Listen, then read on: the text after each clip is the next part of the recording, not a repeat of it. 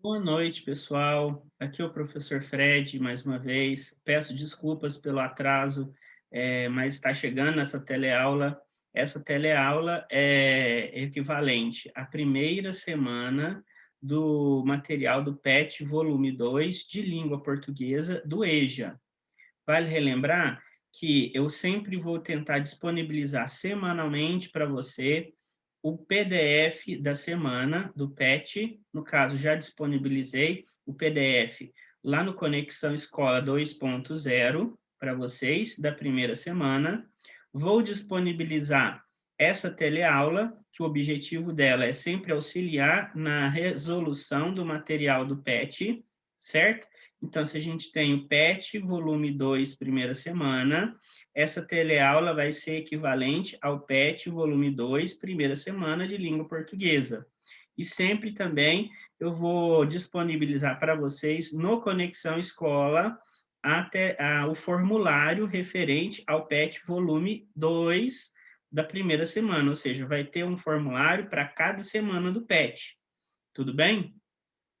Como eu disse, o objetivo dessa teleaula é auxiliar você na resolução do material do PET e tirar dúvidas de vocês, caso elas ocorram, quanto à resolução das atividades. Tudo bem? Então, e também eu vou disponibilizar essa teleaula para facilitar o seu acesso na plataforma do YouTube. Então, ela vai estar disponível no YouTube e no Conexão Escola para vocês, tá bom? Então, vamos lá para a teleaula.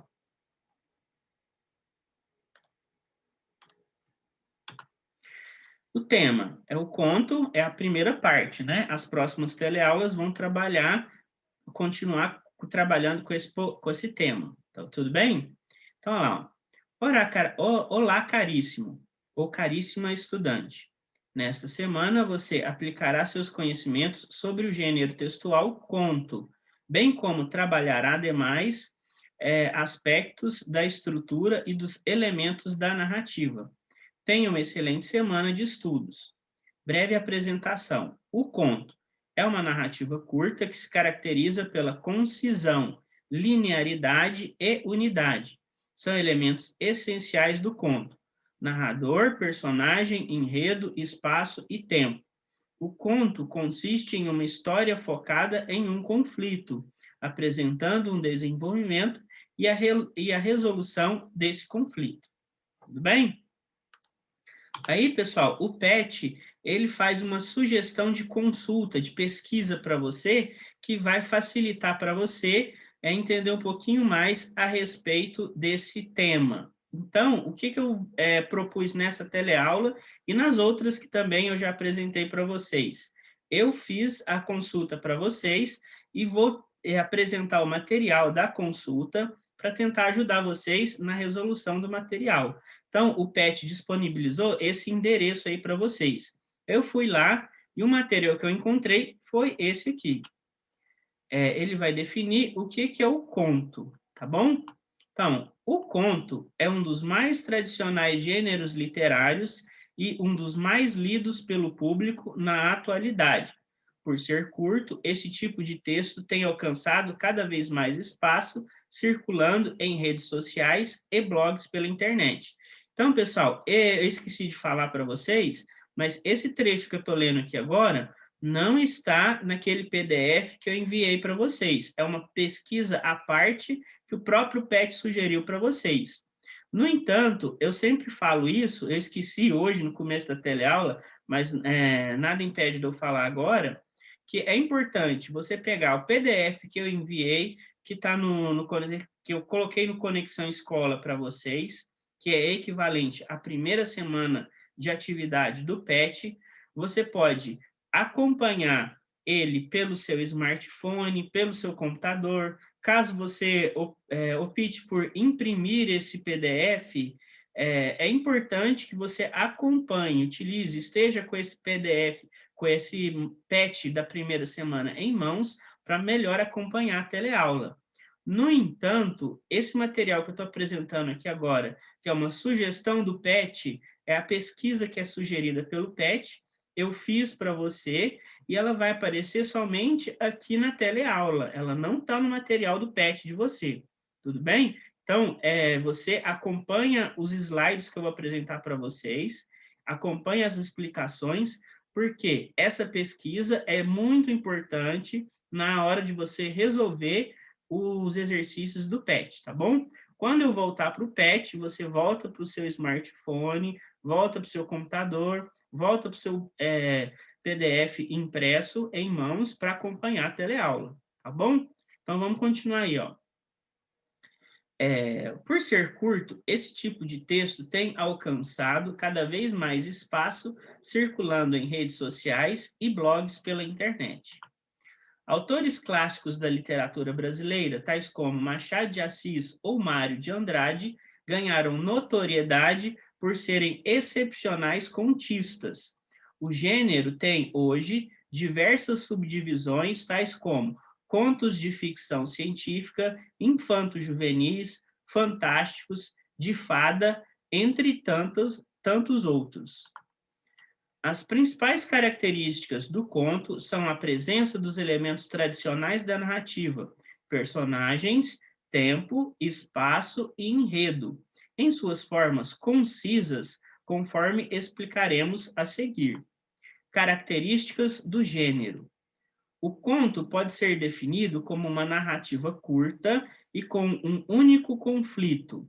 Isso significa que, nessas histórias, há poucos personagens, o tempo e o espaço são reduzidos ao essencial e, além disso, no enredo, a sequência de ações pelas quais os personagens passam é marcada pela existência de um único acontecimento relevante.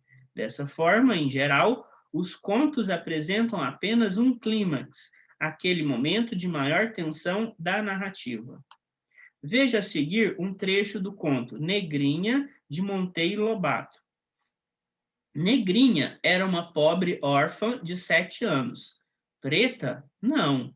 Fusca, mulatinha escura, de cabelos russos e olhos assustados. Nascera na senzala de mãe escrava, e seus primeiros anos viveram-os pelos cantos escuros da cozinha, sobre velha esteira e trapos imundos. Sempre escondida que a patroa não gostava de crianças.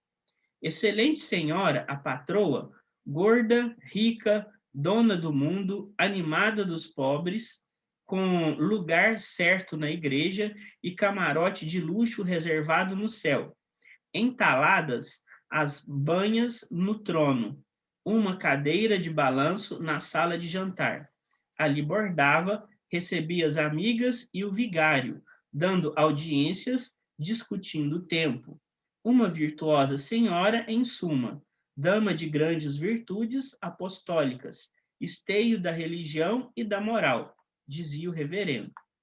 Ótima a dona Inácia, mas não admitia choro de criança. Nota-se que, nesse trecho, parte inicial do conto de Monteiro Lobato, já é possível perceber todos os elementos do conto. As poucas personagens, Negrinha e Dona Inácia, vivem em um enredo que ocorre em uma fazenda alguns anos após a libertação dos escravos. Isso é perceptível porque nos é dito que a mãe de Negrinha era uma escrava de Dona Inácia. O conflito único que percorre todo o enredo é deflagrado, por sua vez, na frase ótima, a Dona Inácia, mas não admitia choro de criança. Então, esse trecho que está entre aspas aí, ele está citando exatamente uma ironia, uma incoerência da Dona Inácia. Ela era considerada uma pessoa exemplar, né? Em moral, em costumes, né? No entanto, ela não admitia choro de criança. Será que ela era ótima mesmo? Então, é isso que o autor está querendo que você se questione. Se a pessoa fosse ótima, perfeita, em tudo, ela admitiria choro de criança, tudo bem? Então, exatamente o que ele fala de embate que vai acontecer na história toda, né, no conto todo. Então, exatamente, ele já está te dando como seria um spoiler da história, né? O embate está exatamente entre a dona Inácia e a negrinha, que é a criança. Tudo bem? Aqui percebemos que a questão central do conto é a revelação abusiva que existia entre as duas personagens centrais. É exatamente isso. Então, o embate vai se dar exatamente entre a dona Inácia e a negrinha. Tudo bem? Tipos de conto. Existem diversos tipos de conto, e a categorização dessas subdivisões do gênero devem-se a diversos fatores, tais como o tipo de personagem, a época em que o enredo ocorre, ou ainda o público. Listamos a seguir alguns tipos de contos. Conto de ficção científica, caracterizado por ter em seu enredo elementos que não existem em nossa realidade, mas que poderiam existir devido ao avanço científico e tecnológico.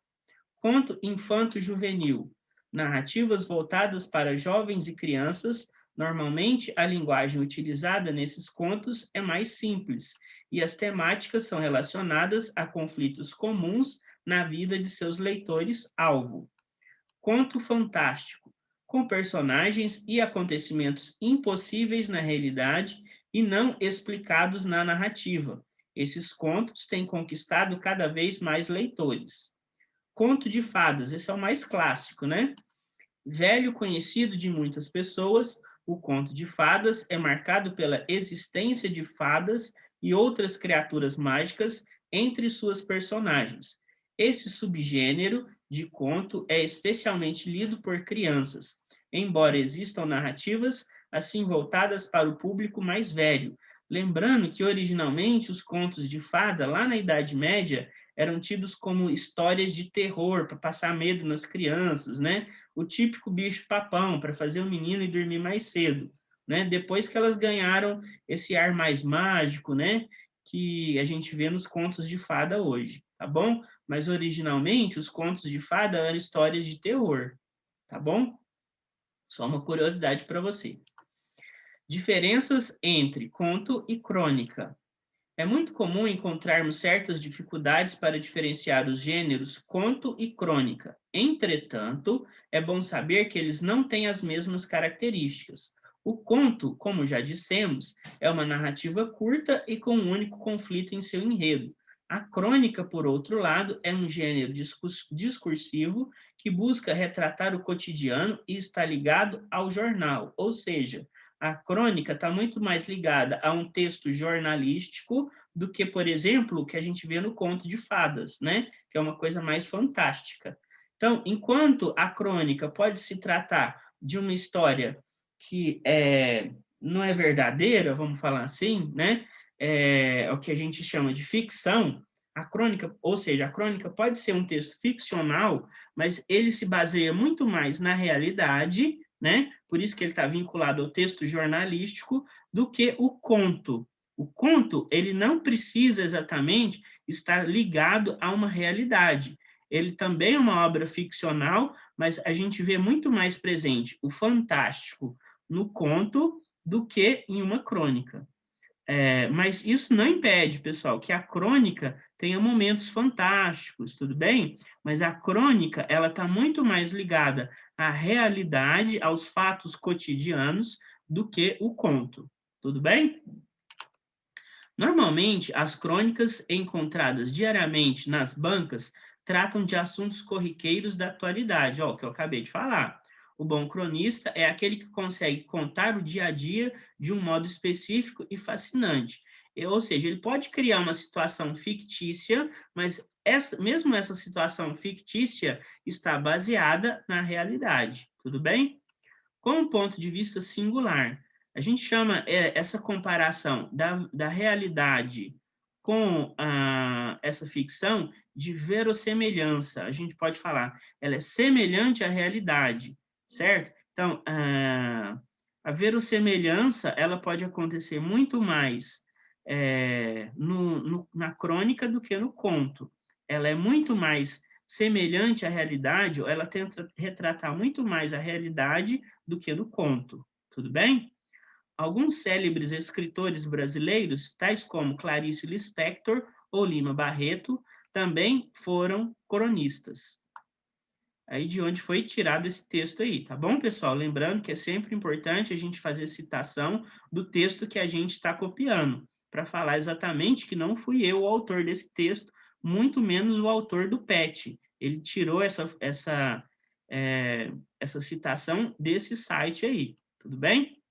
Então, agora peguem o seu PET e nós vamos para as atividades do PET em si, tá bom? Então, pegue o material, seja aí no seu smartphone, seja no computador, ou seja no próprio PET impresso, no que você esteja em mãos aí para acompanhar melhor essa teleaula, tá bom? Então, vamos lá. Atividades. O conto que você vai ler foi escrito pelo escritor moçambicano Mia Couto. Como você sabe, o conto é uma narrativa ficcional curta, centrada em um único conflito. Boa leitura. O menino que escrevia versos. Velho conhecido de muitas pessoas, o conto de fadas é marcado pela existência de fadas e outras criaturas mágicas entre suas personagens. Esse subgênero é um conto especialmente lido por crianças, embora existam narrativas assim voltadas para o público mais velho. De que vale ter voz, se só quando não falo é que me entendem? De que vale acordar, se o que vivo é menos do que o que sonhei? Versos do menino que fazia versos. Então, pessoal, isso aí é uma criação aí da personagem, né? É uma criação do personagem que é o personagem principal do conto que nós vamos ler, tá bom? Então, vamos lá. Então, uma ilustração que está no pet de vocês. Então, vamos para o conto. Ele escreve versos. Apontou o filho como se entregasse criminoso na esquadra. O médico levantou os olhos por cima das lentes com o esforço de alpinista em topo de montanha. Há antecedentes na família? Desculpe, doutor. O médico destrocou-se em tintins. Dona Serafina respondeu que não. O pai da criança, mecânico de nascença e preguiçoso por destino, nunca espreitara uma página. Lia motores, interpretava chaparias, tratava bem, nunca lhe batera, mas a doçura mais requintada que o conseguira tinha sido em noite de núpcias. Serafina, você hoje cheira a óleo castrol. Ela hoje até se comove com a comparação. Perfume de igual qualidade, qual outra mulher ousa sequer sonhar? Pobres que fossem esses dias, para ela, tinham sido lua de mel. Para ele, não fora senão período de rodagem. O filho fora confeccionado nesses namoros de unha suja, restos de combustível manchando o lençol, e oleosas confissões de amor. Tudo corria sem mais. A oficina mal dava para o pão e para a escola do miúdo. Mas eis que começaram a aparecer pelos recantos da casa papéis rabiscados com versos. O filho confessou sem pestanejo a autoria do feito. São meus versos, sim. O pai logo sentenciara. Havia que tirar o miúdo da escola. Aquilo era coisa de estudos a mais. Perigosos contágios, más companhias. Pois o rapaz, em vez de se lançar no esfrega-refrega com as meninas, se acabrunhava nas penumbras e, pior ainda, escrevia versos. O que se passava? Mariquice intelectual ou carburador entupido? Avarias dessas que a vida do homem se queda em ponto morto? Dona Serafina defendeu o filho e os estudos. O pai, conformado, exigiu, então, ele que fosse examinado. O médico que faça a revisão geral, parte mecânica, parte elétrica. Queria tudo, que se afinasse o sangue, calibrasse os pulmões e, sobretudo, lhe espreitassem o nível do óleo na figadeira. Houvesse que pagar por sobressalentes, não importava. O que urgia era pôr cobro àquela vergonha familiar. Então, vocês podem ver, pessoal, que a linguagem do pai, ele tudo gira em torno de oficina mecânica, né? De mecânica de automóvel, que gira o conhecimento do pai. Então, o conhecimento do pai é restrito àquele universo que ele está inserido, tá certo? Essa é a descrição que é apresentada aí no conto do pai, né? E a gente pode interpretar o pai como antagonista e o filho como protagonista da história. Vocês vejam também que são pouco citados nomes de personagens. Você sabe que você tem o pai, a mãe e o médico. Tudo bem? Então, vamos continuar. Olhos baixos, o médico escutou tudo, sem deixar de escrevinhar num papel.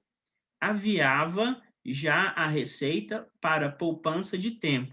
Com um enfado, o clínico se dirigiu ao menino. Dói-te alguma coisa? Dói-me a vida, doutor. O doutor suspendeu a escrita. A resposta, sem dúvida, o surpreendera. Já a dona Serafina, a mãe, né, aproveitava o momento. Está a ver, doutor? Está a ver? O médico voltou a erguer os olhos e a enfrentar o miúdo. Então, o único personagem que a gente percebe que é citado o nome é a mãe da criança, né? Que é Dona Serafina, tá bom? E o que fazes quando te assaltam essas dores? O que melhor sei fazer, excelência. E o que é? É sonhar. Serafina voltou à carga e desferiu uma chapada na nuca do filho. Não lembrava o que o pai lhe dissera sobre os sonhos, que fosse sonhar longe, mas o filho reagiu. Longe? Por quê? Perto, o sonho aleijaria alguém? O pai teria, sim, receio de sonho, e riu-se, acarinhando o braço da mãe. O médico estranhou o miúdo. Custava a crer, visto a idade, mas o moço, voz tímida, foi-se anunciando que ele, modéstia apartada, inventara sonhos desses que já nem há, só no antigamente. Coisa de bradar a terra, exemplificaria para melhor crença, mas nem chegou a começar. O doutor o interrompeu. Não tenho tempo, moço. Isso aqui não é nenhuma clínica psiquiátrica. A mãe, em desespero, pediu clemência. O doutor que desse a menos uma vista de olhos pelo caderninho dos versos, a ver se ali catava o motivo de tão grave distúrbio. Então, o menino, eles estavam horrorizados porque ele escrevia poema, né? Eles achavam que ele estava com algum problema, porque no mundo dos pais, tudo se resumia a uma ideia de oficina mecânica. O mundo para eles era aquele universo, certo? E era um horror, era um escândalo o filho escrever poesia. Não estava dentro daquele universo, entendeu? Esse que é o embate principal da história, tá bom? Contrafeito, o médico aceitou e guardou o manuscrito na gaveta. A mãe que viesse na próxima semana e trouxesse o paciente. Na semana seguinte, foram os últimos a ser atendidos. O médico, sisudo, taciturneou. O miúdo não teria, por acaso, mais versos? O menino não entendeu. Então, o que a gente percebe aqui? O médico, a princípio, ele não levou muito a sério o caso do menino, né? Mas depois de ler lá os manuscritos do garoto, o que aconteceu com ele? Ele ficou interessado na poesia do menino. Por isso que ele perguntou: o miúdo não teria, por acaso, mais versos? Ele está perguntando se o menino não escreveu mais versos, né? Então vamos ver qual foi a reação aí dos personagens. Não continuas a escrever? Isto que faço não é escrever, doutor. Estou sim a viver. Tenho este pedaço de vida, disse apontando um novo caderninho, quase a meio. Então, ó, o menino já tinha escrito, né? Desculpa aí, ó, professor de português. O menino já havia escrito a metade de outro caderninho de poesia, né? Então, ele tinha inspiração, ele tinha o dom. E o médico se interessou por esse dom do menino, né? Então, continuando. O médico chamou a mãe à parte, que aquilo era mais grave do que se poderia pensar. O menino carecia de internamento urgente. Então, o médico, o que eu entendo, a reação dele foi tirar ele, o menino, daquela realidade do pai e da mãe de oficina mecânica, que o menino tinha potencial para ir mais longe, né? Ele escrevia poesia, né? Ele não estava, a vida dele não se resumia à oficina mecânica, né? Ao universo da oficina mecânica do pai. Então, o médico, quando ele sugeriu a internação do menino, é exatamente para tirar o menino daquela realidade que ele estava inserido, que estava sendo prejudicial ao menino. Isso é a conclusão que eu chego aí, né? Vamos continuar. Não temos dinheiro, fungou a mãe entre soluços. Não importa, respondeu o doutor. Ou seja, isso é tudo por conta do doutor, né? Ele assumiu e assumiu os problemas do menino, né? Do ponto de vista da mãe. Que ele mesmo assumiria as despesas e seria ali mesmo, na sua clínica, que o menino seria sujeito a devido tratamento. Assim se procedeu. Então, o que o médico resolveu fazer? Ele resolveu estimular aquela habilidade do menino, para que ele desenvolvesse mais a sua capacidade de poeta, né? Hoje, quem visita o consultório raramente encontra o médico. Manhãs e tardes, ele se senta num recanto do quarto onde está internado o menino. Quem passa pode escutar a voz pausada do filho do mecânico que vai lendo, verso a verso, o seu próprio coração, e o médico abreviando silêncios.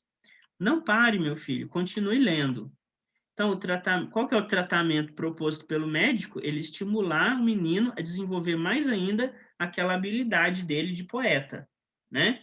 Então, ele retirou o filho daquela realidade do pai e da mãe que estava sendo nocivo, estava sendo prejudicial ao menino, né? Isso é a minha interpretação do conto, tá bom, pessoal?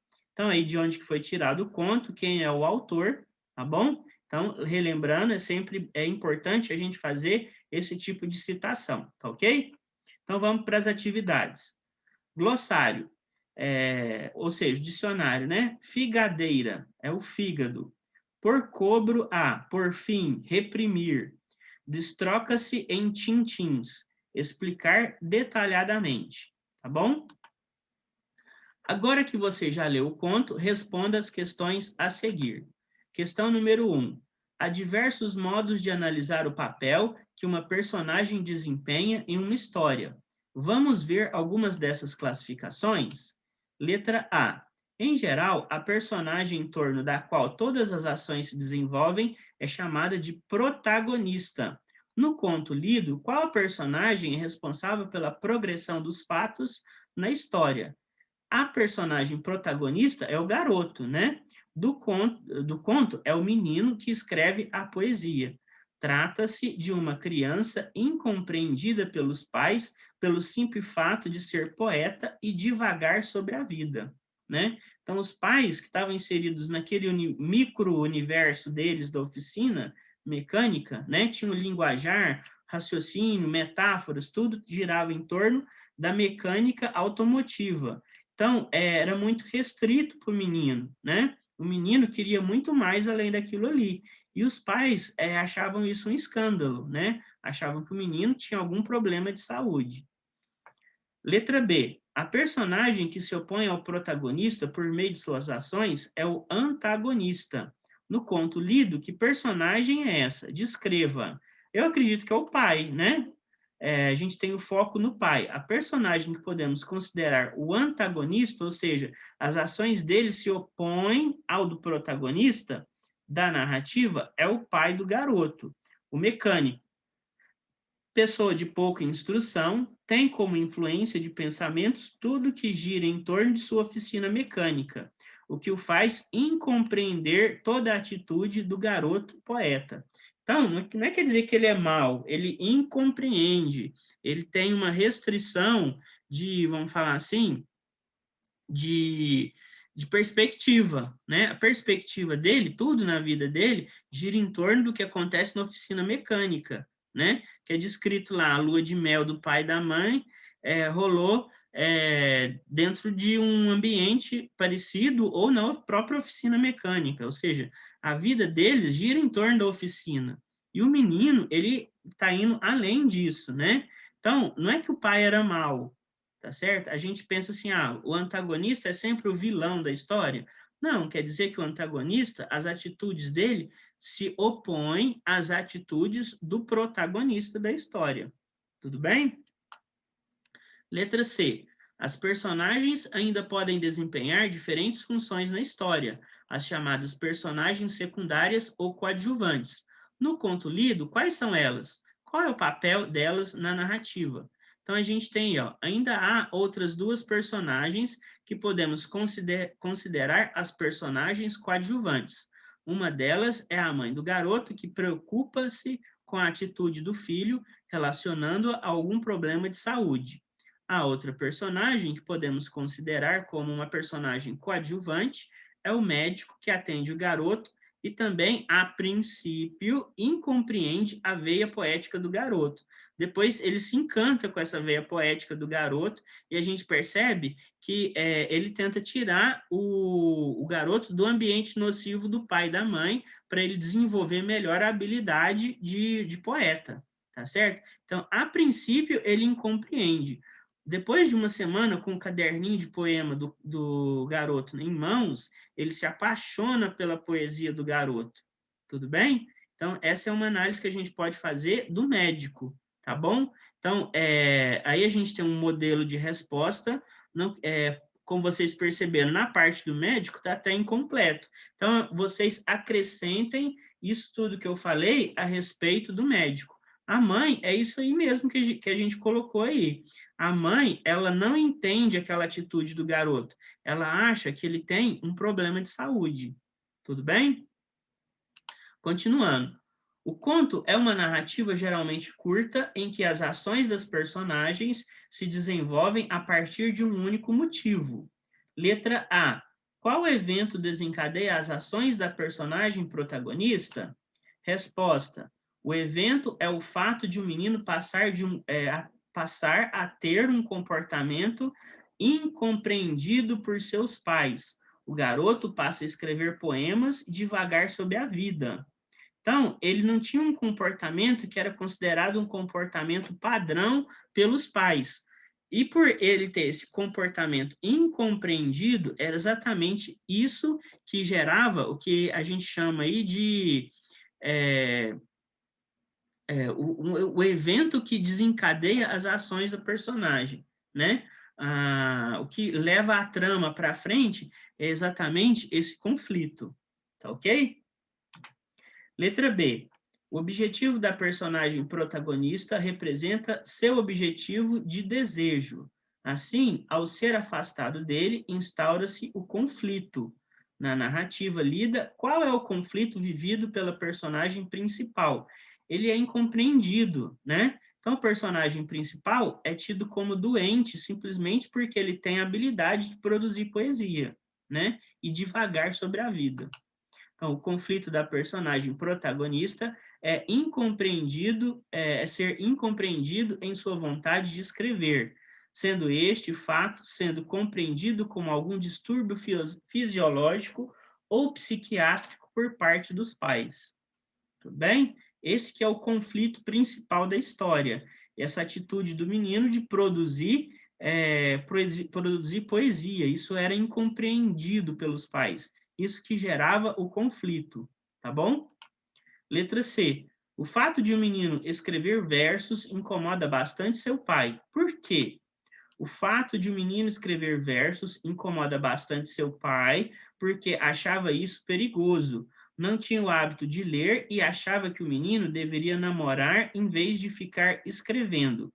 Entre aspas, o rapaz, em vez de lançar no esfrega-esfrega com as meninas, se acabrunhava nas penumbras e, pior ainda, escrevia versos. O que se passava?